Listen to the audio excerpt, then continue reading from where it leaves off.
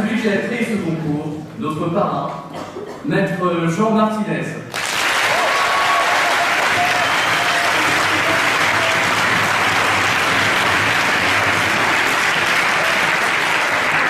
Maintenant que à son comble, j'ai donc l'obligation d'être bref. En l'an 2000, à l'époque où il y avait encore des disquettes, avec quelques amis, nous avons fondé Démosthène, le premier concours de la faculté de droit d'Aix-en-Provence. J'avais 20 ans, ce qui est assez largement un âge un peu inconscient. Donc j'étais extrêmement loin d'imaginer qu'on me demanderait aujourd'hui de venir assumer le parrainage de cet adolescent un peu remuant qui pose des questions toutes plus embarrassantes les unes que les autres, puisque les candidats ont pu plancher encore récemment sur la question de savoir si Nabila était recyclable ou s'il fallait préférer la puissance du port du Havre à la culture de la betterave. Alors, si on s'interroge sur les raisons de la longévité de ce concours, il faut d'abord en attribuer les causes aux organisateurs, qui par leur talent ont dépassé le génie créateur que nous avions à l'époque et ont réussi à faire mentir cette loi éternelle de la vie étudiante en attirant un maximum de candidats avec un minimum d'alcool. C'est une prouesse dont vous devez les remercier par vos applaudissements.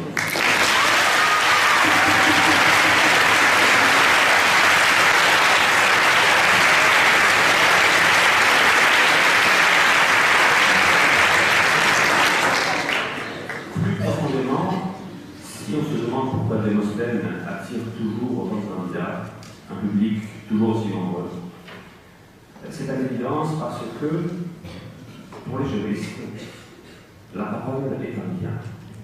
Un bien au sens civiliste, c'est-à-dire à la fois un objet de droit et une source de valeur. La parole est un bien parce qu'elle est ce sans quoi le droit ne peut pas advenir.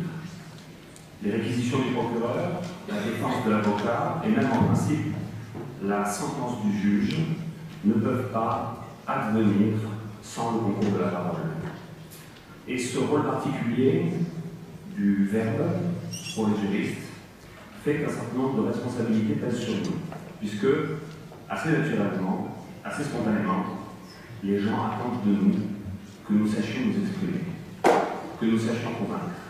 Et c'est pour ça qu'il faut se féliciter de l'existence de ce concours. Mais si la parole a son concours, il me semble que c'est parce qu'elle n'est pas seulement un bien, et qu'elle est aussi un risque. L'orateur, c'est celui qui accepte de suspendre son destin à quelques mots. Et de ce point de vue-là, l'éloquence, c'est le point de bascule qui décide du succès ou de l'échec de toutes les grandes aventures humaines.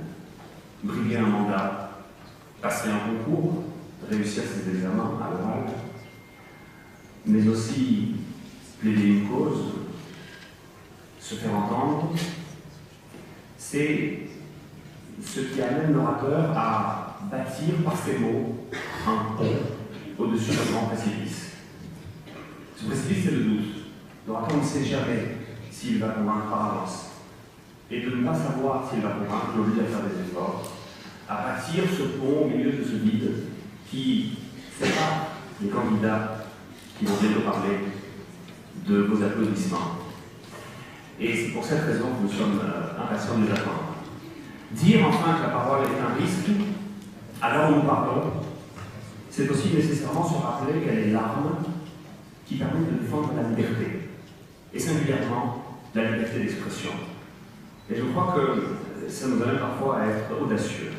Alors je forme le vœu que Démosthène continue à identifier, former, révéler des orateurs éloquents, bien sûr, mais aussi des orateurs engagés, des orateurs audacieux, bref, des orateurs dignes de la faculté de droit d'Aix-en-Provence.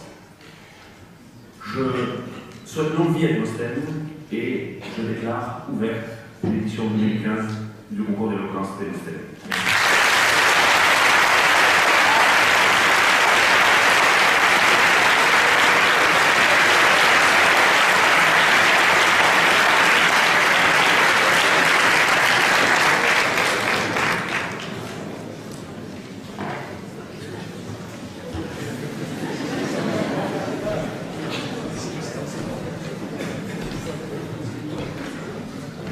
nous allons maintenant passer à la première joute, c'est-à-dire à la petite finale du concours d'éloquence Démosthène, sur le sujet le cœur est-il derrière la chair.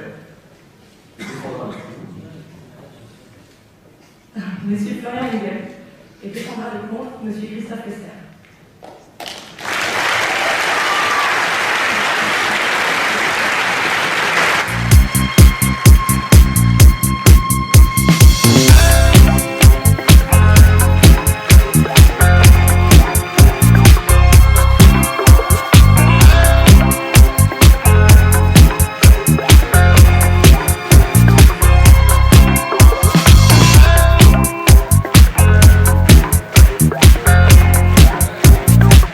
Quelle est la plus grande qualité pour un joueur de Camoulox, selon toi?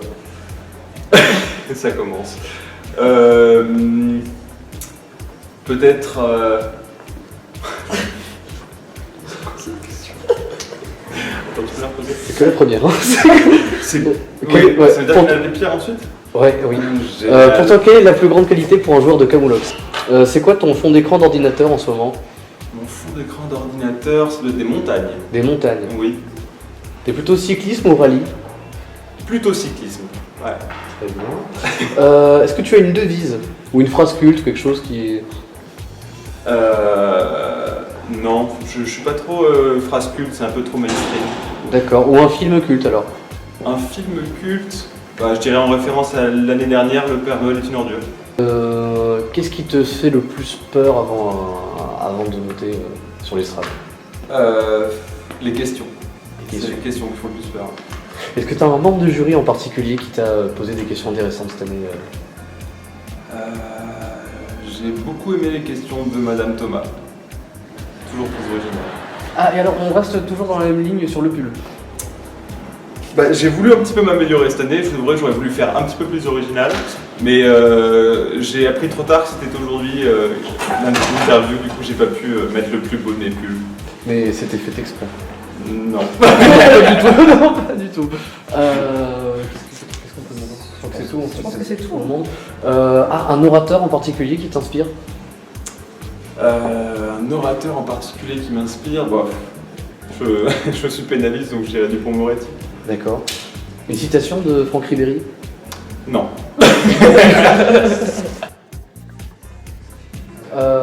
Est-ce qu'il y a un sujet en particulier qui t'a plu dans le concours? Je pense que le sujet qui m'a plu le plus plu, c'est celui que j'ai traité sur le Big Match. Savoir que je protégeais un grand proxénète, ça m'a tout retourné et je pense que c'était une bonne chose que de le dire à la face du monde et de nous le révéler, je vous en remercie. Merci à toi. Est-ce qu'il y a un sujet, au contraire, que tu as le plus redouté ou que tu as moins aimé, qui a eu Dans plus de ce mal? que j'ai traité, Ouais, dans ce que tu as traité. peut-être le premier, faut-il choisir ce sujet. Je savais pas trop où aller, mais bon, je me suis dit, s'il y est, pourquoi pas le choisir, c'en est un sujet comme un autre. Qu'est-ce qui t'a poussé à faire Démosthène? L'envie de parler. L'envie de parler. Et puis je me suis dit, pourquoi pas moi aussi? C'est beau, je veux faire avocat, donc je dois parler. Parler devant un public, parler de tout, de rien, parler de n'importe quoi, improviser. Et Démosthène était là pour me servir. Donc, vive Démosthène, c'est une grande chance d'avoir ce concours à notre faculté. Profitez-en bien, parce que vraiment, vous en ressortirez un autre. Est-ce que tu pourrais me résumer ton parcours en quelques mots? Délirant, absurde, mais bon, j'espère qu'il ne s'arrêtera pas ce soir. D'accord. Qu'est-ce qu'on pourrait demander encore dans vos questions? Est-ce que tu as une citation de Franck Ribéry qui te tient à cœur? Une citation de Franck Ribéry qui me tient à cœur. Alors, très concrètement, je ne le suis pas.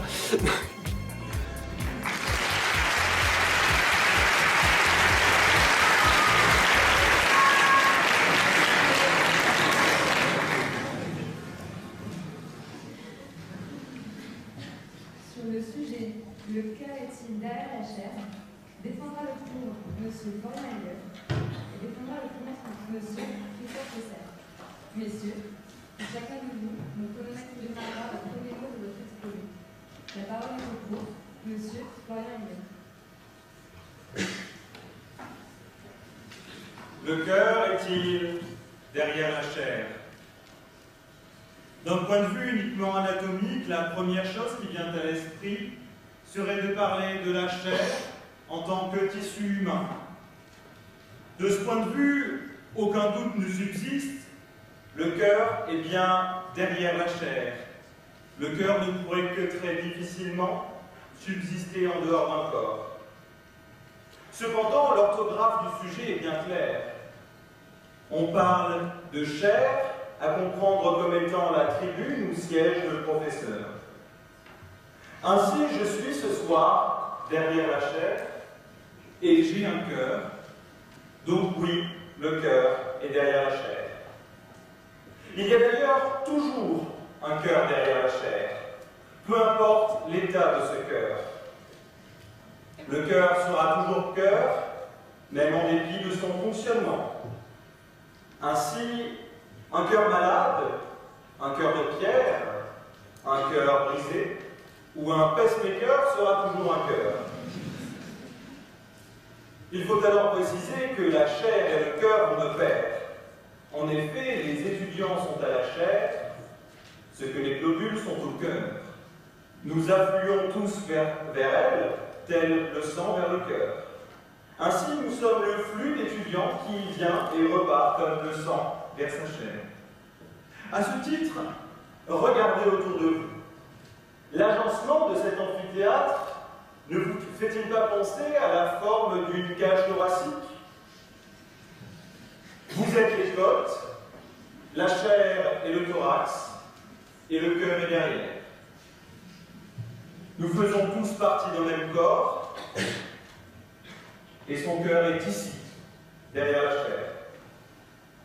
Le cœur, c'est l'organe qui permet la vie. Sans cœur, plus de vie, plus d'existence. Mais le cœur, c'est également le mot qui a permis de former le terme de courage. En effet, lorsque dans le Cid, Don Diego dit « Rodrigue, as-tu du cœur ?» il lui demande s'il a suffisamment de courage et non pas s'il a un cœur. De toute évidence, je pense qu'il faut énormément de courage pour essayer de faire comprendre la notion de personnalité juridique à un amphithéâtre de première année, étant essentiellement occupé par des débits profonds. Oui, car je peux le dire, en première année, nous ne sommes pas des lumières. Nous sommes tous passés par là. Nous avons tous pensé qu'une personne morale était un esprit frappeur, que le Capion était un insecte, que Nemo Auditur était un poisson malentendant, et qu'un acte sous sein privé était un attouchement sexuel.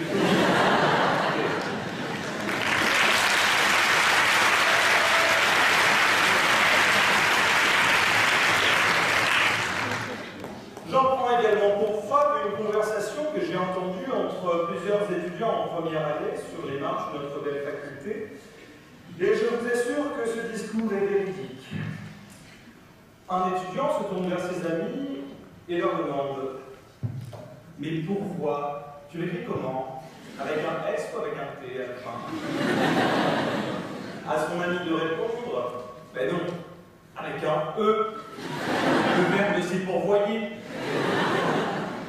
Ah oui, d'accord. Mais comment leur jeter la pierre? Pour nous aider intellectuellement, il nous faut un guide, il nous faut une chair.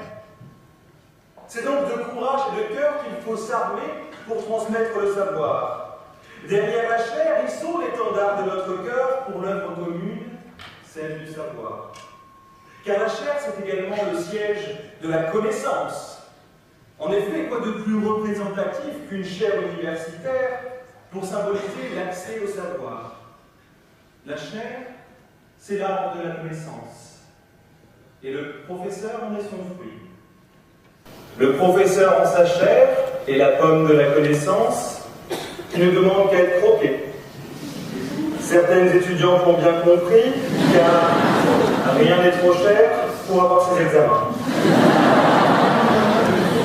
Des proches disaient, l'âge mûr par définition, c'est la période de la vie qui précède l'âge pourri. Je laisse alors aux étudiantes la mesure de leur appétit.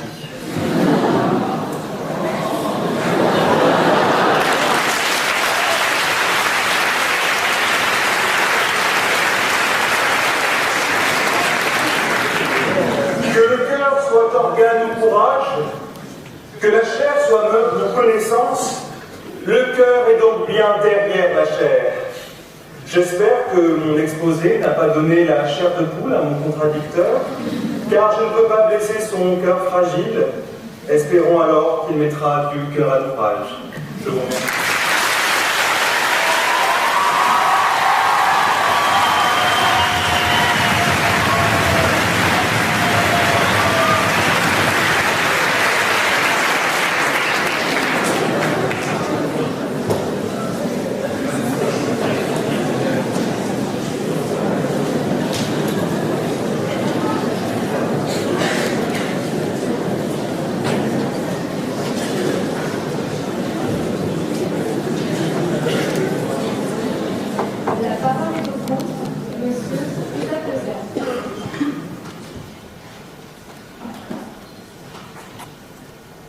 Mon cher contradicteur, je souhaite avant tout vous prévenir.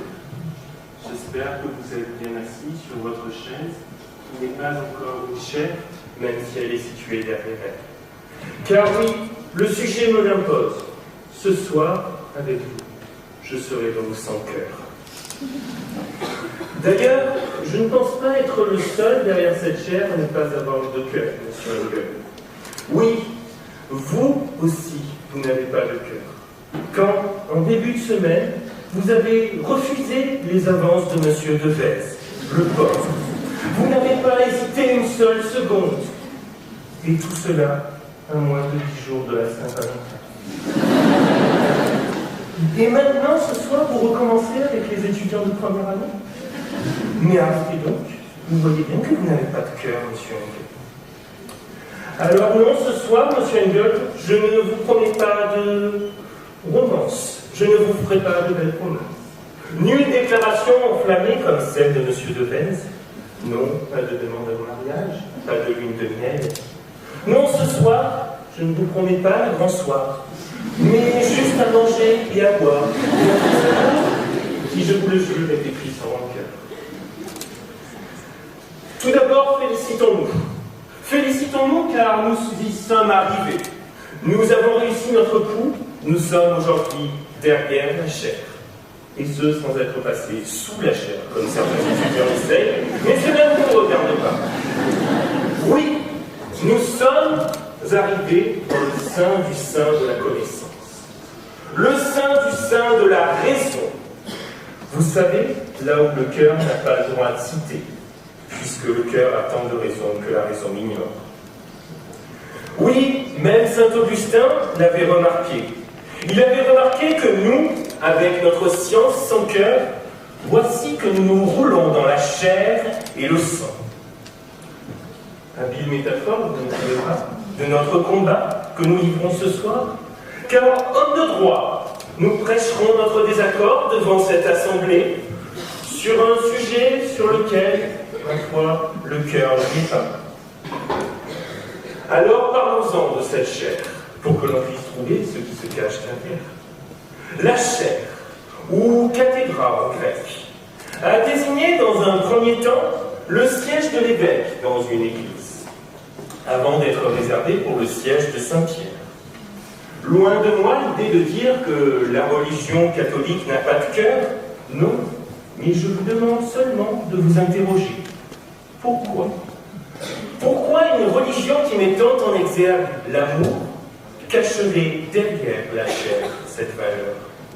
Non, vraiment, j'aurais compris que vous m'affirmiez qu'il y ait un cœur sur la chair, mais derrière, il n'y a rien. D'autant plus que derrière la chair de Saint-Pierre, il y a un mur. Alors non, pour en finir avec la religion, je vous invite à la chair du prédicateur, ce promontoire duquel les sermons, mes bien chères sœurs, mes bien chers frères, les sermons du boogie-woogie ont donc été prononcés. Là encore, même remarque, le cœur est dans la chair, mais non derrière, où nous trouvons un mur ou un pilier froid, et donc sans cœur. Mon cher contradicteur, je veux bien que vous me défendiez que les murs peuvent avoir des oreilles, mais un cœur, il vous reste à le prouver, et je vous en souhaite bien du courage. Non, ce qui nous intéresse davantage, c'est de savoir s'il y a un petit cœur qui bat derrière cette chaire de professeur.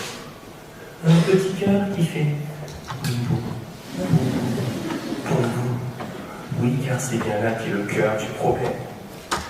Dans ce sens, la chaire est une tribune plus ou moins élevée, où un professeur se place pour dispenser son cours. Et là encore, après une enquête approfondie, je suis au regret de vous dire qu'il n'y a pas de cœur derrière cette chaire. La première preuve peut être trouvée dans la jouissance que ces titulaires de chaire éprouvent à torturer pendant des fois plus de 3 heures leurs élèves. Et oui, 2 fois par an en plus, pour les examens, pour les cours. Le pire étant la correction. Oui, ils n'hésitent pas à sanctionner, soi-disant par équité, ceux qui n'ont pas réellement bien restitué leur cours. Non, mesdames, messieurs les professeurs, ne pensez-vous pas au mal que vous faites en mettant des notes bien en dessous de la moyenne? Ne voyez-vous pas le désespoir de ces étudiantes et de ces étudiants, les larmes que vous leur faites verser, alors qu'il serait si facile pour vous de leur donner le sourire? Non, vous n'avez aucun état d'âme. Vraiment, le cœur vous fait cruellement défaut. Regardez donc toutes ces étudiantes et ces étudiants à la fin du cours, venant vous solliciter. Succombez donc à leur supplique, prononcée devant la chaire, avec la bouche en cœur. De notre côté, pour être à votre place aujourd'hui, je me rends compte à quel point votre cœur est impuissant. Car certes, vous établissez avec nous une relation d'esprit à esprit, même si nos esprits des fois sont plus ou moins réceptifs, mais une relation de cœur, non vraiment, vous le pouvez. Vous ne pouvez avoir ce jeu de regard qui est si nécessaire, ce tactile qui crée les liens. Non, vraiment, trop de monde devant vous, trop de monde qui vous regarde. Messieurs les professeurs, mesdames les professeurs, ce ne serait décidément pas décent. Vraiment, embrasser cette carrière fut pour vous le baiser des tétraqueurs, comme dans Harry Potter. Baiser qui vous a vidé de votre cœur, vous transformant en machine de connaissance et de transmission. Alors, cher peuple de Démosthène, ne les blâmez pas si parfois ils viennent vous donner cette connaissance sans trop d'envie, sans trop de pension.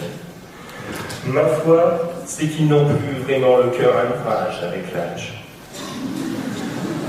Mais à l'inverse, cher peuple de Démosthène, rendez-leur grâce, car sur l'autel de la connaissance qu'est cette chair, ils ont fait le sacrifice ultime. Ils ont sacrifié leur cœur pour nous. Alors oui, le cœur, derrière cette chair, n'a décidément pas sa place. Nous devons l'abandonner, malheureusement, avant de gravir ces marches, en espérant pouvoir le trouver à notre retour. Car notre cœur, il est plutôt baladeur. Si je sais que ce soir, mon cœur n'est pas derrière la chair, peut-être se trouve-t-il quand même dans cet amphithéâtre, devant la chair, battant pour l'une d'entre vous. Oui, l'une d'entre vous, je suis désolé, je n'ai pas encore donné dans la polygamie, prenez donc votre tour. Ou peut-être est-il encore plus loin, puisqu'ensemble affirmer aujourd'hui, haut et fort, que l'amour est dans le pré. Cher contradicteur, je vous sais acquis. Et vous n'hésiterez pas à me rétorquer qu'aujourd'hui, les chairs deviennent le siège du cœur. Oui, car les entreprises n'hésitent plus à investir pour créer ces postes. C'est mignon. Un pénaliste qui croit encore que le monde des affaires est le monde des bisounours. Non, c'est un véritable combat de requins qui s'y livre, monsieur Engel. Oui, car tout est pensé. Les entreprises attendent toujours un retour derrière.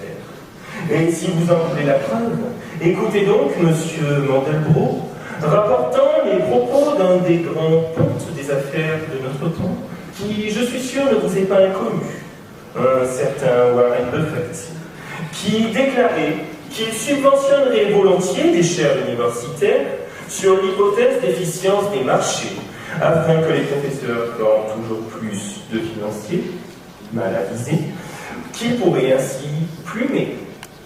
Oui, monsieur Engel, je suis heureux de vous dire que tout investissement, toute action est pensée, analysée, pesée. Tout a un but précis, et rien n'est seulement un élan de générosité. Rien, non rien ne vient seulement du cœur. Remarquez comme le cœur est décidément loin de la chair. Le cœur, comme vous l'avez dit, c'est ce qui fait vivre une entité. Ce n'est donc pas la pomme de vos arbres. Non, le cœur, c'est ce qui donne le rythme de la vie. C'est le mouvement. Dès lors, le cœur de la faculté ne se trouve pas derrière la chair, où l'on reste le plus souvent immobile. Je n'avais qu'à voir mon contradicteur qui n'a pas réellement bougé depuis le début de mon discours. Mais bien par-delà la chair, puisque c'est vous, cher peuple de Démosthène, c'est vous le cœur de la faculté. C'est vous qui faites accélérer le cœur de cette faculté par le cliquetis de vos ordinateurs en prenant vos cours, puis ce cœur qui se cale sur le claquement de vos couteaux et vos fléchettes vers l'Internet, avant son hibernation, poursuivre le rythme de la BU. Alors, cher peuple de Démosthène, puisque nous avons perdu notre cœur pour venir vous parler ce soir, en passant derrière cette chair, et que je vois à l'inverse que vous avez le cœur sur la main, je fais donc appel à votre bon cœur pour nous aider à en retrouver un, moi et mon contradicteur. Oui, on compte sur vous. Merci.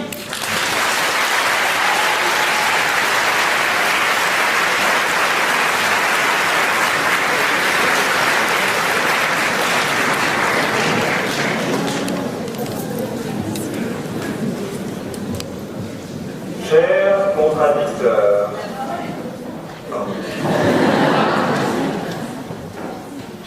cher contradicteur, je vous laisse à vos, je cite, études approfondies et à vos, je cite, jouissances. Vous m'avez l'air d'avoir préparé ce sujet en vous y mettant corps et âme. Vous vous intéressez au monde des affaires, eh bien, moi, pas du tout. Mais je ne m'offenserai pas de vos propos, car la bouche accuse, le cœur absout, disait Alfred de Musset. Cher contradicteur, vous êtes là, derrière cette chair, mais c'est de bon cœur et sans rancœur que je le dis, vous êtes un arnaqueur, car comme tout le monde ici, vous avez un cœur. Ce n'est pas votre esprit moqueur qui fera de vous le vainqueur, car c'est en cœur que battent nos cœurs derrière cette chair. Ainsi, cherchons à chérir cette chair sans surenchère. Nous ne pouvons laisser en jachère notre question. Il faut alors lui trouver une réponse.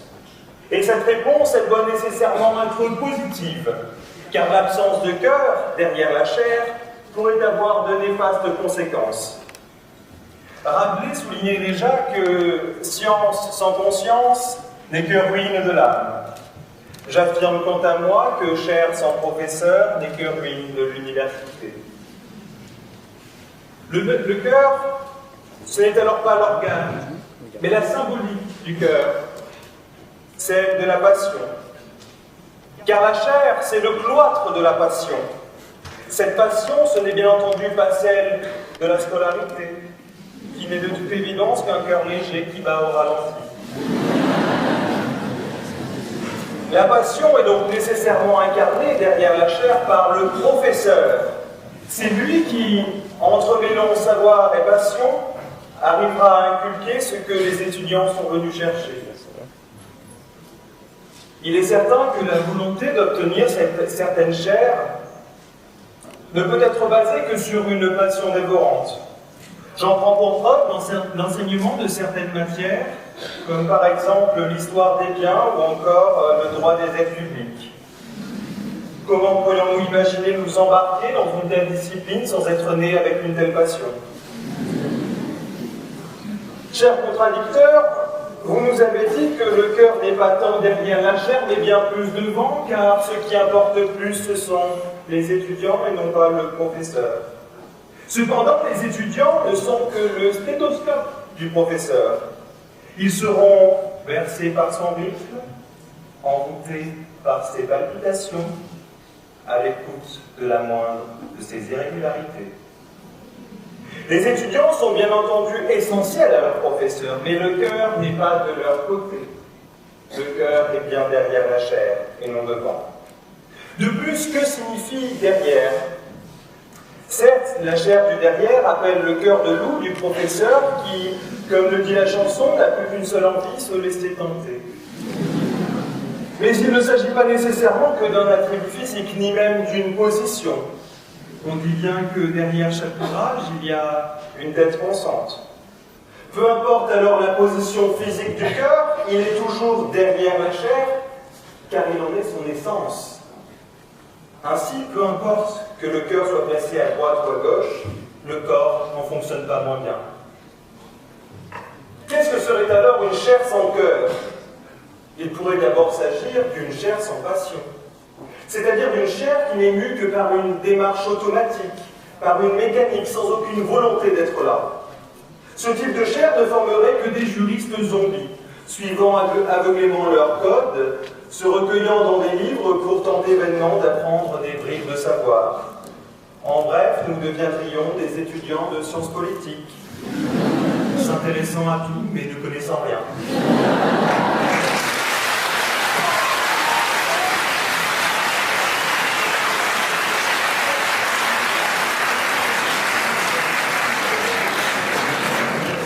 On me dira alors que certains professeurs sont sans cœur car ils prennent un malin plaisir à distribuer à l'appel des zéros en masse.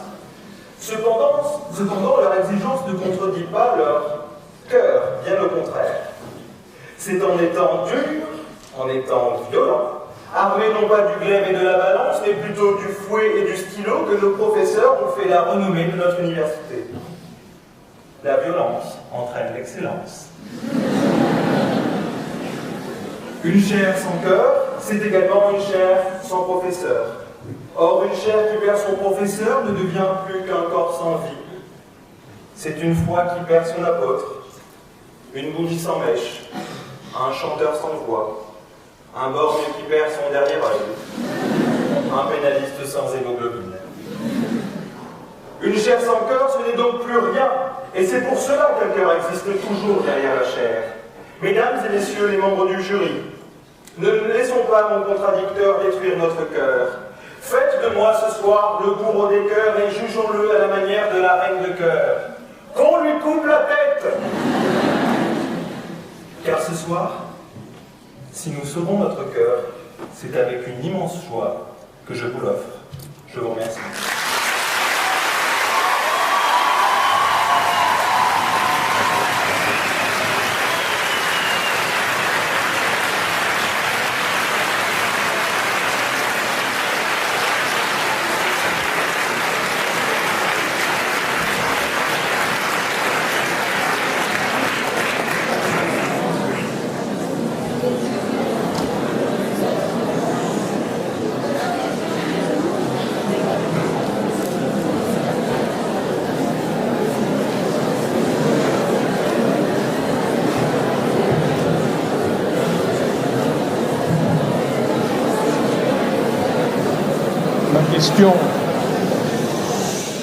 Ma question sera pour Christophe et peut-être lui ouvrir une nouvelle perspective ou argumentation.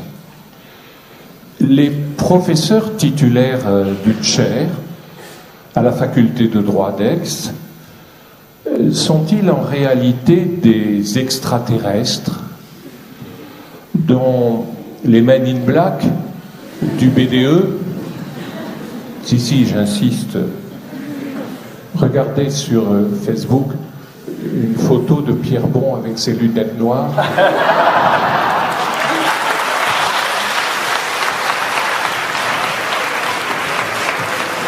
Vous aurez aussitôt reconnu Will Smith.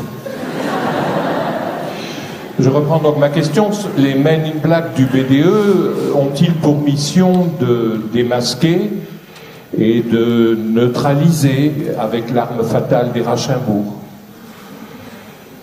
Et enfin, les extraterrestres, donc, ont-ils ainsi un cœur?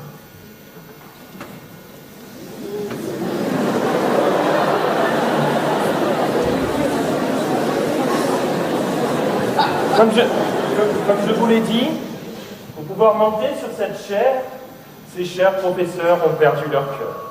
Et nous vous remercions de ce sacrifice. Mais oui, vous êtes devenus des machines de connaissance et de transmission. Vous débitez votre cours, pour certains d'une voix monotone, telle qu'aurait dû le faire un robot. Et heureusement, le BDE est là avec les Rachenbourg pour vous démasquer. Oui, imposteurs. Vous êtes des extraterrestres, vous n'êtes pas comme nous. Vous avez d'autres valeurs, d'autres aspirations. Et oui, vous n'êtes décidément pas de notre monde.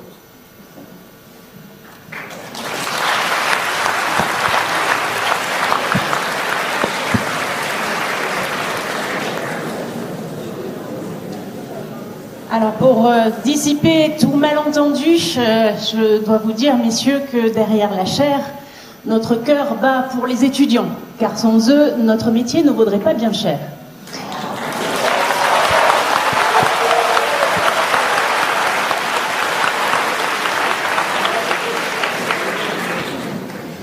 Alors j'ai une question pour Monsieur Engel. Alors vous avez rappelé, Monsieur Le Serre, l'origine religieuse de l'étymologie du mot chair. Monsieur Engel, si vous étiez bâtisseur de cathédrale, effectivement, le cœur serait derrière la chair et il serait curieusement au centre. Alors dites-moi, où placeriez-vous la chair ?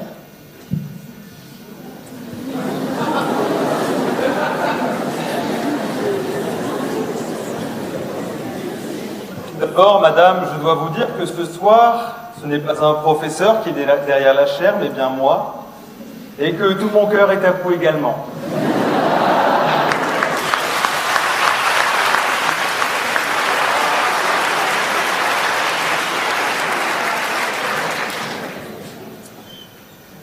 Passons maintenant à la question.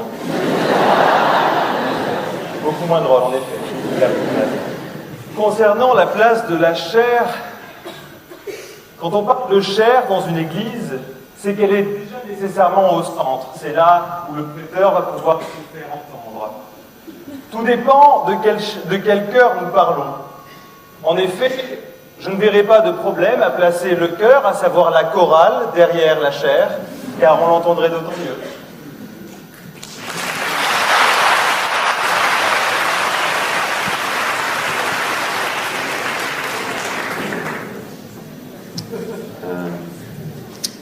Monsieur Le Serre.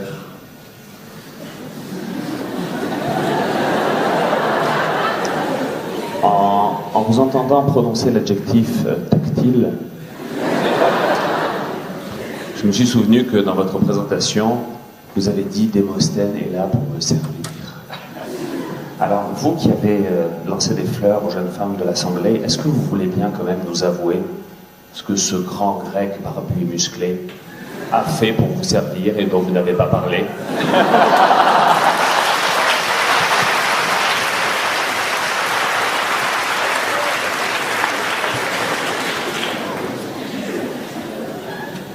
Monsieur, si vous voulez du tactile, savoir ce que Démosthène m'a fait, déjà, il m'a permis de toucher cette chaîne. Et c'est déjà beaucoup pour moi. Il m'a permis de toucher ce pupitre. Parlez. Oui, si vous voulez le savoir, Démosthène m'a beaucoup touché.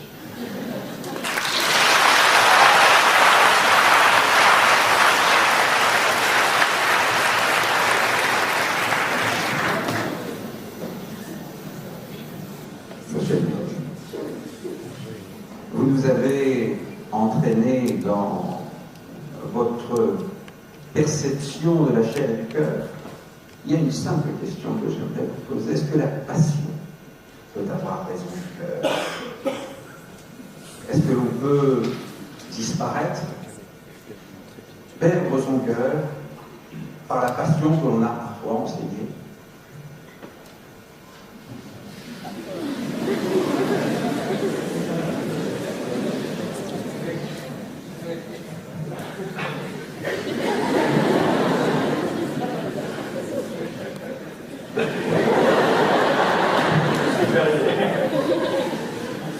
Eh bien, comme je l'ai expliqué dans mon exposé, je ne pense pas que nous puissions parler de cœur sans parler de passion et inversement. Pourquoi faire disparaître le cœur derrière la passion quand les deux sont unis? Votre cœur battra pour votre matière, le droit pénal international. Mon cœur bat aussi pour cette matière. Et je ne vois pas pourquoi envisager de supprimer l'un en faveur de l'autre. Pour moi, les deux vont ensemble, et ainsi je ne vois pas quelle réponse je pourrais donner d'autre. Votre cœur va forcément avec votre passion. Ne vous laissez pas écraser par votre passion, monsieur Xavier Philippe. Allez-y, de bon cœur.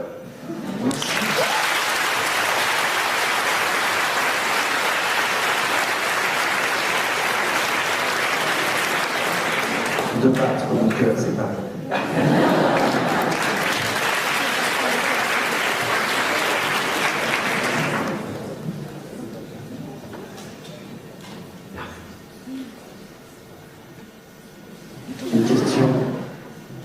Une question pour l'un et l'autre. Avant que je ne la pose, prenez dans votre tête, à l'instant, une phrase du discours que vous venez de prononcer. Vous l'avez? Monsieur Miguel, vous l'avez, cette phrase? Monsieur Le Serre? Vous l'avez? Très bien. Maintenant, Monsieur Engel. Et maintenant dormez, je veux.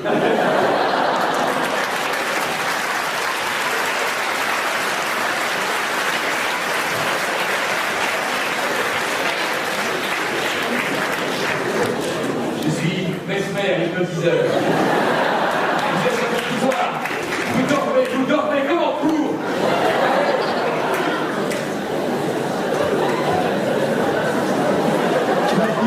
Misérable petit triomphe. Bertrand Perrier. À chaque fois que nous nous retrouvons l'un et l'autre, il faut toujours qu'il ramène à lui la vedette. Et cette soirée ne fera pas exception. Car Bertrand Perrier considère que les candidats n'ont que peu de valeur. En réalité, pour lui, les candidats, dans quelques régions que ce soit, même à Aix-en-Provence, sont des faire-valoir pour le mettre en lumière. Bertrand Perrier, non content de réduire à néant l'expression des candidats, a décidé ce soir de se payer la tête de chacun des membres du jury.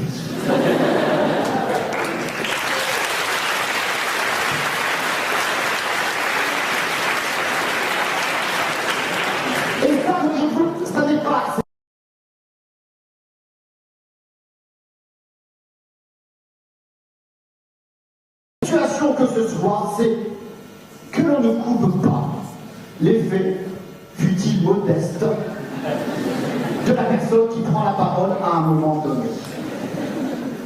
C'est ce que l'on appelle le principe du contradictoire.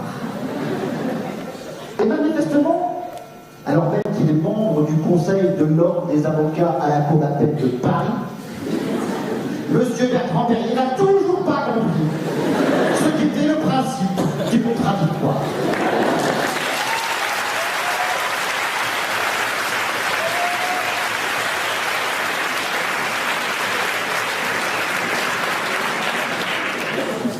Monsieur Hubert, cette phrase, vous l'avez bien en tête. Alors, vous allez vous approcher de ce micro Merci. Et je vais vous demander de mettre un peu plus de votre cœur dans la façon d'exprimer cette phrase. Vous y êtes? Donnez-la.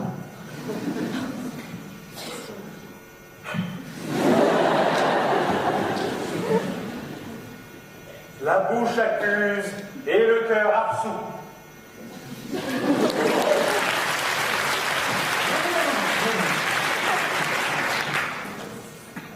Redites cette phrase en suivant maintenant l'injonction que je vais vous donner avant même que vous preniez la parole. Hystérique.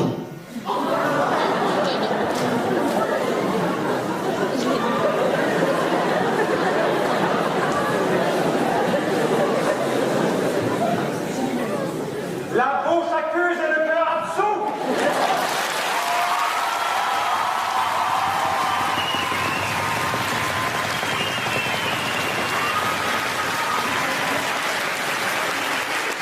Afin de donner un peu plus de piquant, nous allons donner la parole, que vous l'apprendrez tout à l'heure, à Monsieur Le Serre. Avec tout votre cœur.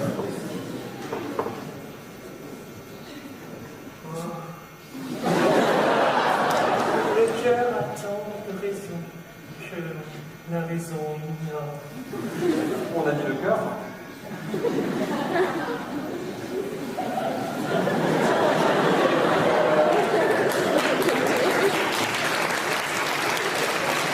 Angoissé.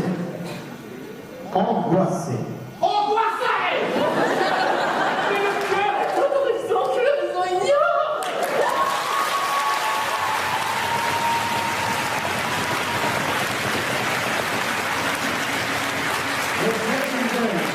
Monsieur Hegel. Je décide. Jouissez. Jouissif! Peut-être que vous ne connaissez pas ce mot. Peut-être qu'il vous fait une démonstration. Peut-être faut-il qu'à un moment donné, pendant un jour, vous accédiez à cet état de fait qui n'est pas si désagréable.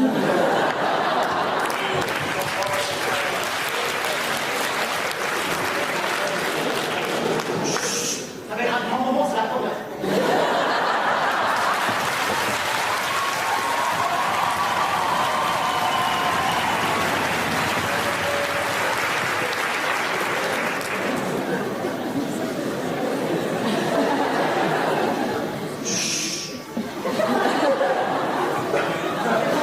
Laissez monter le désir.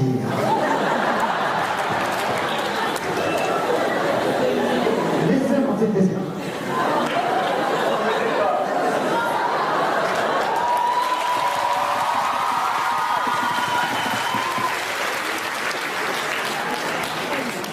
Pour donner à cet amphithéâtre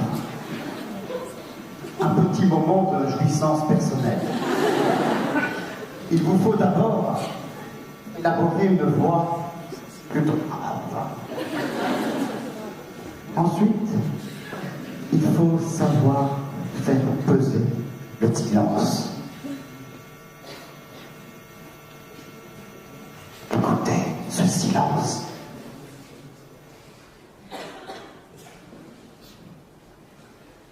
Vous l'entendez? Laissez-le monter. C'est déjà en tant que tel un début. Et là, quand ça monte, tout à coup, vous pouvez donner ce moment à tout l'amphithéâtre. On laisse Monsieur Hegel. Ça va être pour lui une découverte extraordinaire. Chut.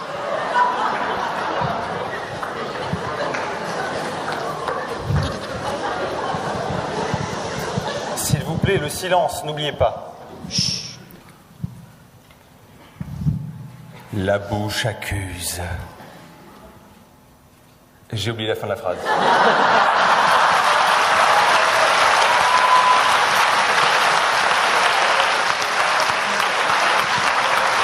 La première fois, c'est toujours très difficile. On lui donne une seconde chance. Chut, le silence d'abord. La bouche accuse et le cœur absout. On peut applaudir Monsieur Engel.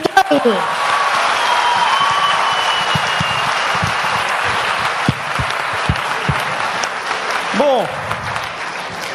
Alors vous avez tous les deux compris que cette soirée est partie dans un sens complètement contraire à celui qu'il avait à l'origine. C'était un concours d'éloquence et puis on a envoyé lui. Alors à l'origine on avait eu 3 gens à peu près sérieux, ils ont des robes, on identifie des questions précises et puis il y a lui qui fout un bordel monstre, alors moi aussi. Quand je suis arrivé à Aix-en-Provence tout à l'heure, je pensais arriver à la faculté de droit. J'avais demandé à mon patron quelques heures de temps libre. J'arrive là. Et alors, si le monsieur qui est à la régie peut me mettre un peu de musique et de lumière, quoi, un petit truc. Allez-y, on y va, les gars. Allez, les gars.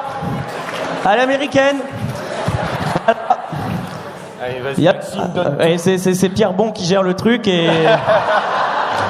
Là, malheureusement, le BDE, les Men in Black sont pas là, hein, les gars.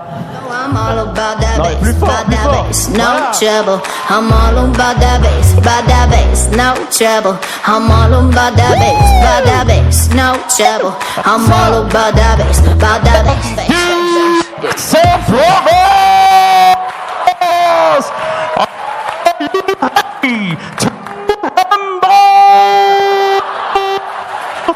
Et là, on se pense qu'il y a un mec comme Will Smith. Will Smith, il arrive et on se dit ça va être une soirée de dingue. Et en fait, il y a Jean Martinez. Et Jean Martinez, c'est entre les pays français et les pays anglo-saxons. Vous voyez, quand vous lancez quelqu'un comme Michael Barber, ça marche très bien. Mais Jean Martinez, ça marche pas du tout. C'est Jean Martinez. Et c'est là que la soirée a commencé à décroître. Donc Jean Martinez, le frère de Pierre Martinez, le traiteur intraitable, nous a expliqué qu'en 2000, avec Frère Dodu, le frère de Père Dodu, Marité, la cousine de Maïté, il a créé ce concours d'éloquence. Et c'était très intéressant. Et l'ambiance était à son comble, on vous entendait dehors. Oh, oh, oh, oh, oh. Et il a eu une phrase malheureuse. C'était la phrase « La parole est un bien au sens juridique du terme ». Et là, on a senti qu'on allait se faire chier, vous voyez, c'était...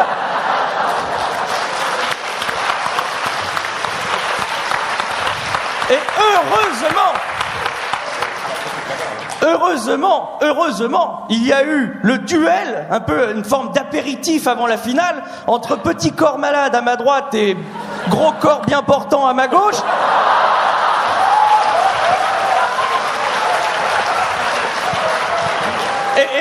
Et pour les présenter, c'est un teaser avant l'apéritif où on a fait des petites vidéos. Vous les avez vues comme moi, c'est quand même incroyable la petite vidéo. Donc lui, c'était un samedi matin, il allait chercher sa baguette, il avait son pull rouge de Clodo. On l'a chopé puis là, vous avez compris, il avait tout préparé et tout. Mais alors là, au pied du lit, le type est vraiment fort. Hein. As-tu un auteur préféré ?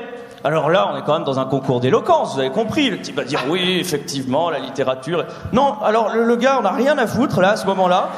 As-tu un livre préféré ? Non, pas vraiment, non. Alors on le relance. As-tu un film préféré ? Non. Et donc, on se dit que lui est mauvais et que l'autre va être fantastique, et pas du tout. Monsieur Le Serre, on l'a même pas encore entendu parler, et il nous dit « J'ai été retourné par un proxénète ». C'est une phrase intéressante. Vous êtes le Dodu, la Saumure d'Aix-en-Provence.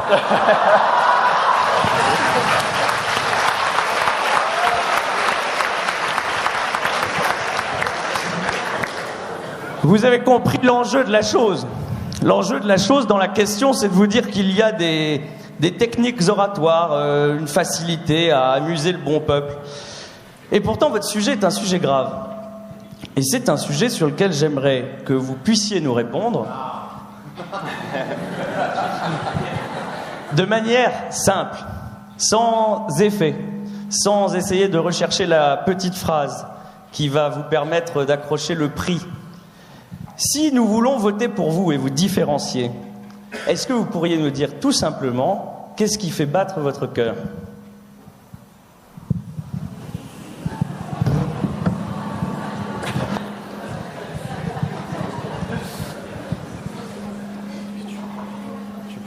Je dirais avec tout le pragmatisme qu'il faut que c'est mon cerveau.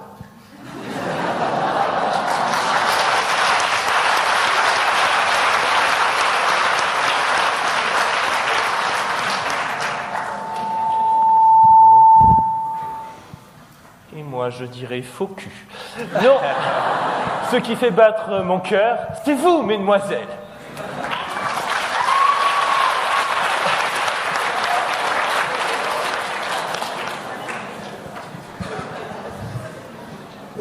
Florian, évidemment, je vous en veux un peu parce que nous nous connaissons et je vois que du vestimentaire, en tout cas, vous n'avez pas progressé. Vous êtes devenu une sorte de hipster.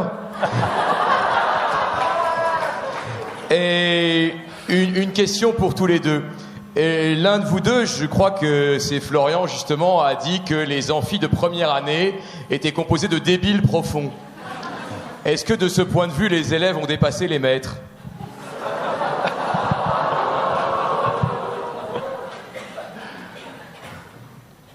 Vous me demandez de dire que mes professeurs sont bêtes ? C'est cela ? Non, je ne le dirai pas. Car il y en a 3 dans le jury.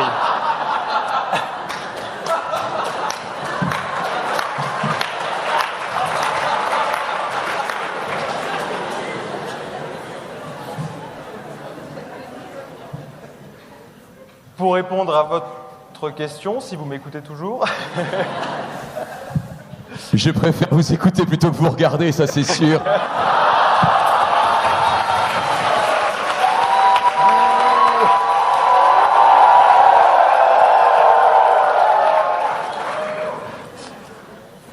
Non, je ne pense pas avoir dépassé mes maîtres. Je ne pense pas être plus intelligent qu'eux, ni même plus bête.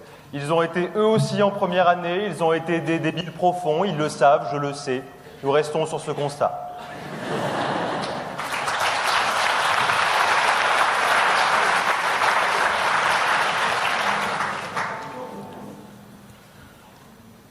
Nos chers professeurs étaient effectivement en première année. C'étaient des débiles profonds. Ils ont mis tant de cœur à l'ouvrage. Et pour en arriver où ? Pour le perdre en passant cette chaire. Non, c'est bien dommage. Mais leur intelligence n'étant pas liée à leur cœur, non. Moi aussi, je peux dire qu'ils ne sont pas des débiles profonds aujourd'hui.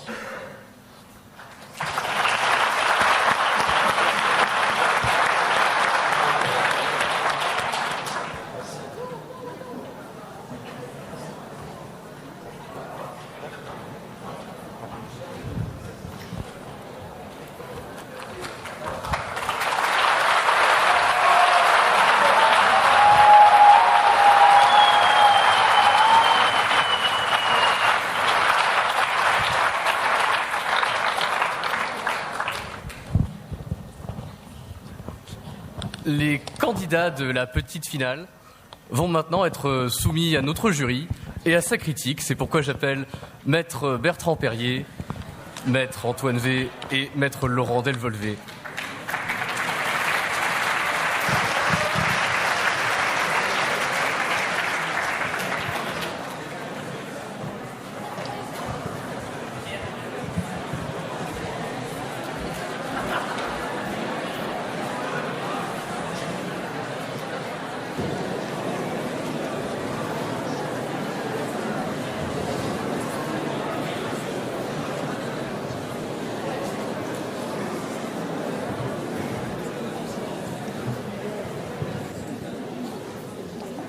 Alors effectivement, cette soirée a merveilleusement commencé là avec ce duel apéritif, mais il y avait effectivement avant Jean Martinez.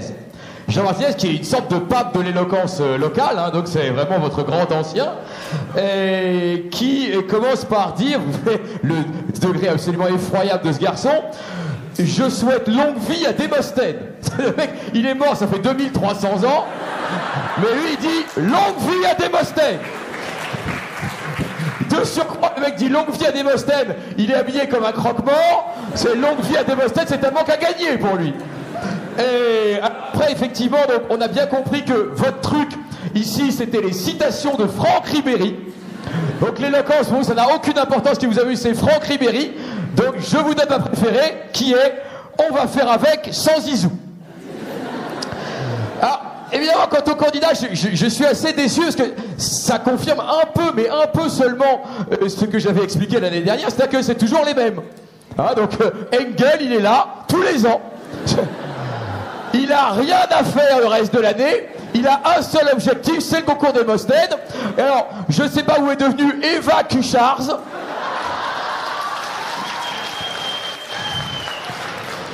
Vu son discours de l'année dernière, elle prend besoin d'un ashram au Tibet, si tu veux, où elle fume des joints avec des bonzes. Alors, Sénat, lui, il est rentré dans les ordres, hein, de toute façon. Et puis Kubernetes, comme il avait gagné, il est venu à Paris. Alors, effectivement, donc on a eu Engel. Franchement, Florian, c'est pas possible ton pull là. Enfin, tu sais que je regarde ça. Renseigne-toi. Tu peux pas porter ce pull de hipster hystérique. Je comprends effectivement que ton fond d'écran ce soit une montagne. Ça peut pas être une nana, il y en a pas. Et attends, j'ai compris que votre seul sujet de conversation avec Aix-en-Provence, c'est de savoir comment on orthographie le mot pourvoi. Franchement, vous avez une vie de merde. C'est effroyable, tu vois, les mecs, ils jouent au Scrabble avec irréfragable, enfin, tu vois, ils font un cochon pendu avec Infans Conceptus, enfin, vous avez une vie absolument horrible. Et là, il y a eu quand même le doyen Naudet, qui a eu un moment extraordinaire quand on lui a dit « Le professeur est le fruit de l'arbre de la connaissance, il est croqué par des étudiantes. » Et là, il y a Naudet qui a fait « Ah bon ?» Il s'est tourné, là, c'est « Ah vous, oui, parce que moi, non !»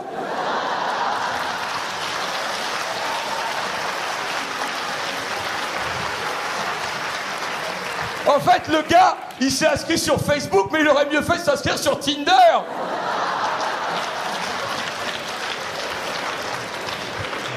Et alors, quand tu as évoqué, Florian, les professeurs armés d'un fouet, je ne sais pas pourquoi, il y a l'image d'Ariane Vidal-Naquet qui m'est venue à l'esprit avec des bottes en cuir et un fouet. Et je me suis dit, ah, je suis pas venu pour rien. En revanche,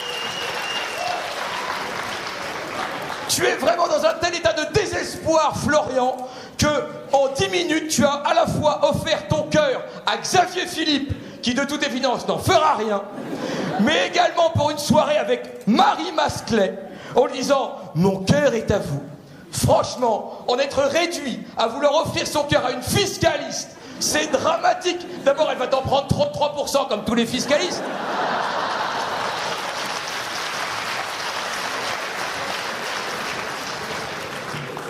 Et tu sais, cette phrase, qui est la tienne, la bouche accuse, le cœur absout, que tu nous as présenté comme étant d'Alfred de Musset, alors qu'elle est évidemment de Dominique Strauss-Kahn. Je vais te dire une chose, il y a eu un grand moment, c'est quand, derrière toi, s'est affichée la phrase « mise hors tension automatique ». La technique a toujours raison.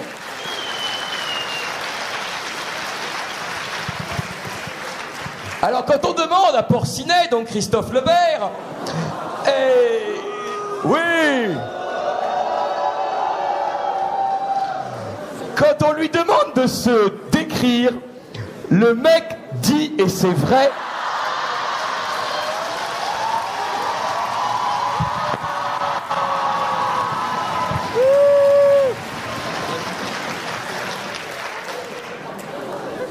il doit y avoir une forme de Vietnamien qui pédale en bas et dès qu'il s'arrête,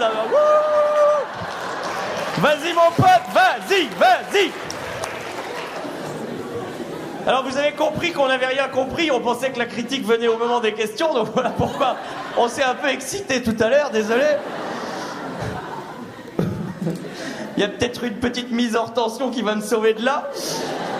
Non mais Florian. Bon, Florian, de toute façon, il a déjà gagné la soirée parce qu'à la fin, il aura pécho le 06 de Marie Masclet. Et ça, c'est pas mal. Florian, je sais pas si... Il y a parfois un gap générationnel. Vous voyez, nous, c'était le Club Dorothée. Vous, parfois, c'était les Pokémon. Je sais pas si vous avez connu le petit dessin animé qui s'appelait La Vie. C'était un truc de la vie, la vie, la vie.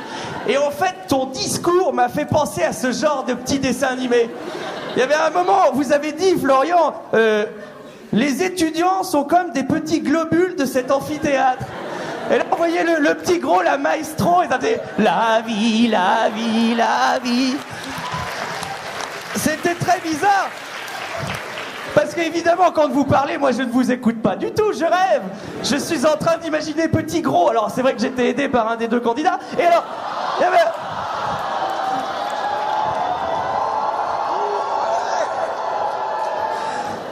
Mais entre gros, on peut se moquer, vous avez rien compris. Et c'est vrai que j'ai passé un bon moment finalement. Ce que vous avez dit n'avait aucun intérêt, mais moi la vie, la vie.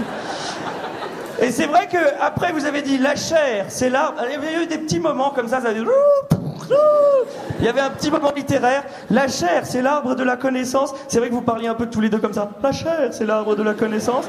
Et les professeurs en sont le fruit. Et les étudiantes sont prêtes à le croquer.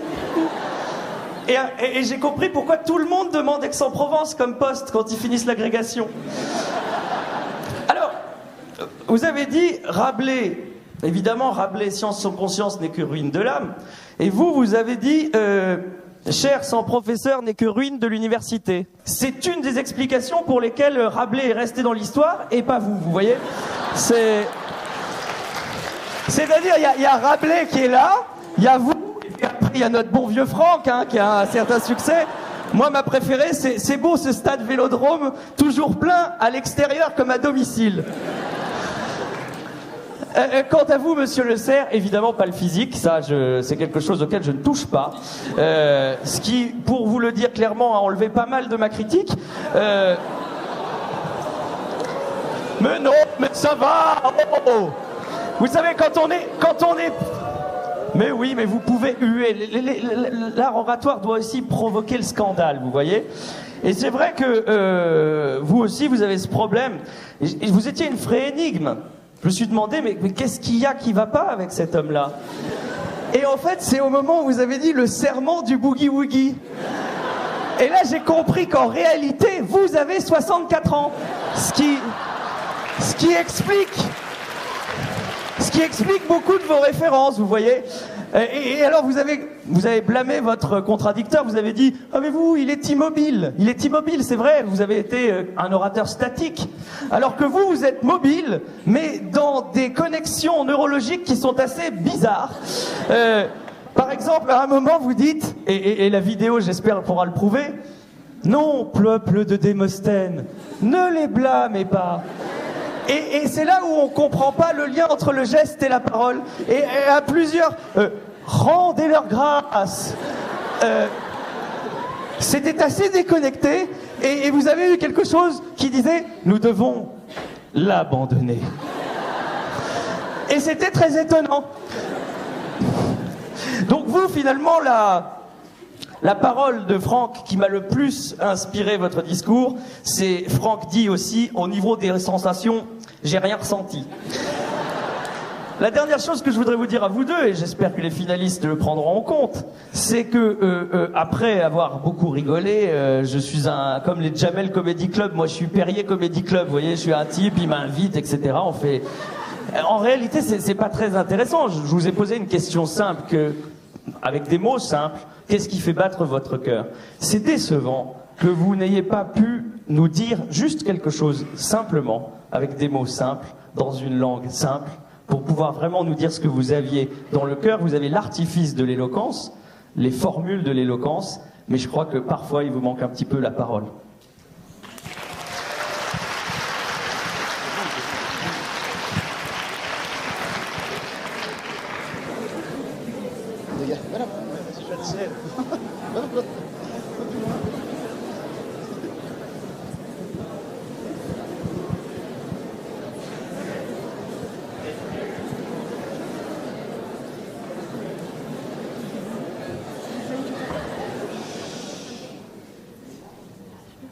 Regardez-les.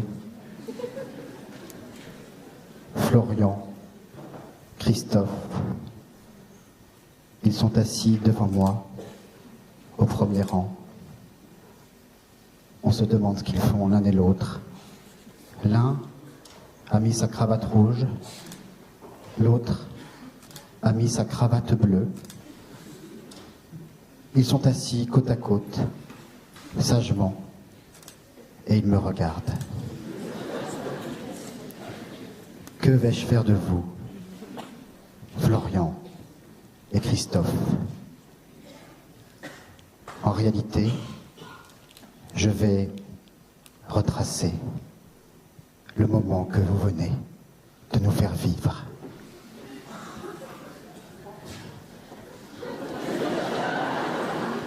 Monsieur l'abbé Florian Ingel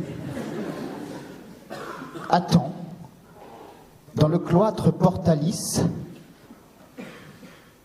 son pénitent du jour. C'est le jeune Christophe Le Cerf. Christophe Le Cerf a un certain nombre de péchés à se faire pardonner. Il est un peu hésitant. Il a mis son beau costume de premier communiant et il s'approche délicatement de l'endroit où se trouve monsieur l'abbé Florian Ingel. Christophe s'approche et il dit: j'ai cru rencontrer un proxénète, ça m'a tourmenté. Alors, Florian Ingel lui dit: ce n'est pas grave, mon fils. Tu as pu croquer la pomme, mais tous les étudiants de l'amphithéâtre le font. Les étudiantes surtout. Elles croquent, et à la fin, ça leur donne la chair de poule. Christophe Le Cerf est un peu étonné de cette réponse totalement inappropriée. Et il lui dit, avec sa voix monotone: mais mon père, il ne faut pas faire de boogie-woogie avant la prière du soir. Christophe a osé faire la morale à Florian. Et Florian a osé regarder Christophe.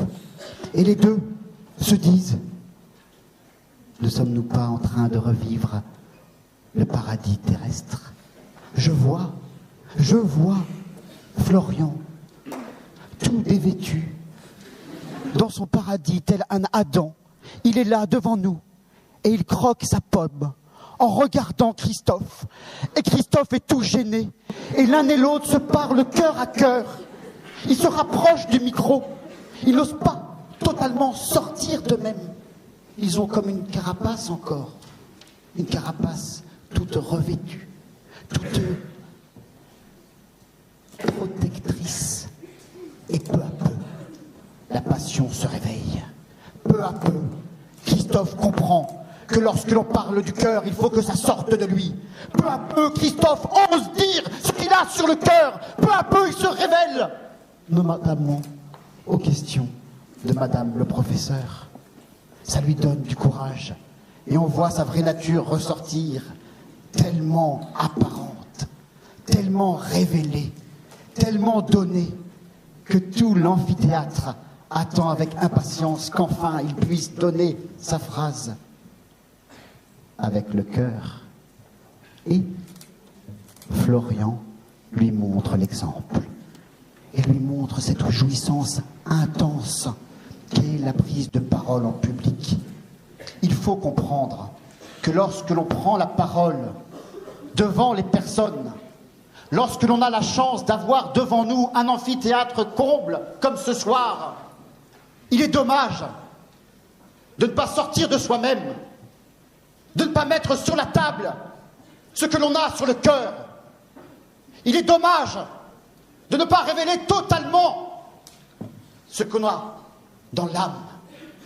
Alors ce que je voudrais vous dire à Christophe et à Florian ce soir, c'est lorsque l'on vous donne la parole, lorsque vous avez la chance d'être monté jusqu'à l'apogée de ce concours, Il faut arrêter de se plonger dans ses notes. Il faut arrêter d'être trop scolaire. À un moment donné, le concours d'éloquence, ce n'est plus un concours de forme. Le concours d'éloquence, c'est un concours de don de soi, de don aux autres, de don de ce que l'on est, pour faire remuer les personnes, pour faire remuer les cœurs. Est-ce que votre cœur a tremblé ce soir?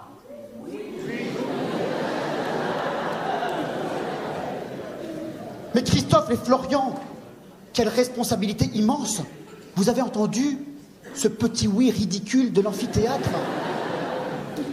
Alors on va essayer à nouveau, car la clé de la prise de parole en public, c'est la répétition. Encore et toujours. La répétition avant la prise de parole, la répétition au moment où l'on se lève, la répétition à l'intérieur de son cœur. C'était ça le message que vous nous avez délivré de façon intellectuelle. Florian, lorsque l'on vous pose la question de savoir qu'est-ce qui anime votre cœur, vous avez répondu l'intelligence, le cerveau. Et il est nécessaire d'avoir en tête le triangle d'Aristote.